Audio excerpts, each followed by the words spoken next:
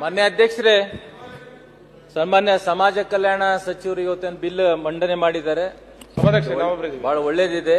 ಸಮಾಜದಲ್ಲಿ ಅಸ್ಪೃಶ್ಯತೆ ಹೋಗಬೇಕು, ಎಲ್ಲರೂ ಅಣ್ಣ ತಮ್ಮರ ಭಾವನೆಯಿಂದ ಇರಬೇಕು, ಮೇಲು ಕೀಳು ಇರಬಾರ್ದಂತ ಈ ಬಿಲ್ ಅನ್ನು ನಾವೆಲ್ಲರೂ ಸ್ವಾಗತ ಮಾಡ್ತೀವಿ. ಮತ್ತೆ ಡಾಕ್ಟರ್ ಬಾಬಾ ಸಾಹೇಬ್ ಅಂಬೇಡ್ಕರ್ ಅವರನ್ನು ಸಂವಿಧಾನ ಬರೆದಿದ್ದಾರೆ ಅಂತಂತೆ ನಾವೆಲ್ಲ ಗ್ರಾಮ ಪಂಚಾಯತ್ ಅಧ್ಯಕ್ಷರದ್ದು ರಾಷ್ಟ್ರಪತಿ ಆಗ್ಲಿ ಸಾಧ್ಯ ಆಯ್ತು.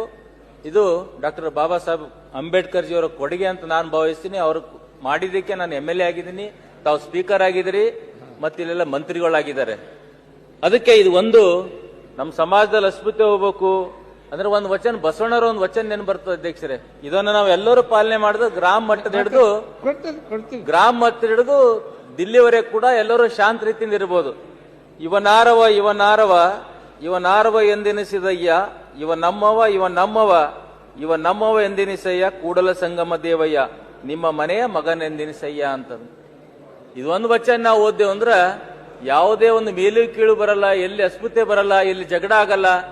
ನಮ್ಮ ದೇಶ ಮೊದಲು, ಜಾತಿ ಧರ್ಮ ಎಲ್ಲರೂ ಒಂದಾಗಿರ್ಬೇಕಂತ ಭಾವನೆ ಹೇಳ್ತೀನಿ. ಇನ್ನೊಂದು ನೋವಿನ ಸಂಗತಿ ಅಂದ್ರ ಇಲ್ಲಿ ಪ್ರಿಯಾಂಕ್ ಖರ್ಗೆ ಅವರು ಕೂಡ ಮತ್ತು ಮಹಾದೇವ್ ಸಾಹೇಬರು ಕೂಡ ಇಲ್ಲೇ ಇದ್ದಾರೆ.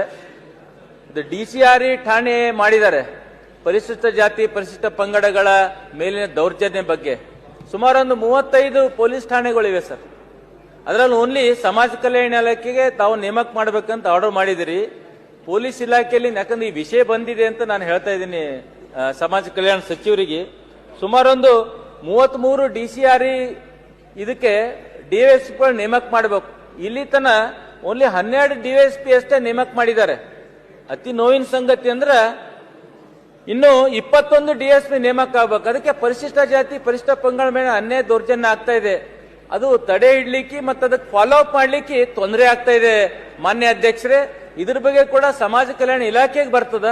ಇದು ಕೂಡ ಅದೇ ಒಂದು ಕಾನೂನು ಅಡಿಯಲ್ಲಿ ತಡೆಗಟ್ಟಲಿಕ್ಕೆ ಒಂದು ಕಾನೂನು ಮಾಡಿದ್ದಾರೆ. ಅದೊಂದು DSP ನೇಮಕ ಕೂಡ ಮಾಡಬೇಕಂತ 21 ಪೊಲೀಸ್ ಸ್ಟೇಷನ್ಗೆ ಅಂತ ತಮ್ಮ ಮುಖ ವಿನಂತಿ ಮಾಡ್ಕೋತೀನಿ. ಒಳ್ಳೇದು, ಎಲ್ಲರೂ ಒಂದೇ ರೀತಿಯಲ್ಲಿ ಅಣ್ಣ ತಮ್ಮರ ಪ್ಲೇ ಇರೋಣ ಒಂದು ಅಂತ ಭಾವಿಸುತ್ತಾ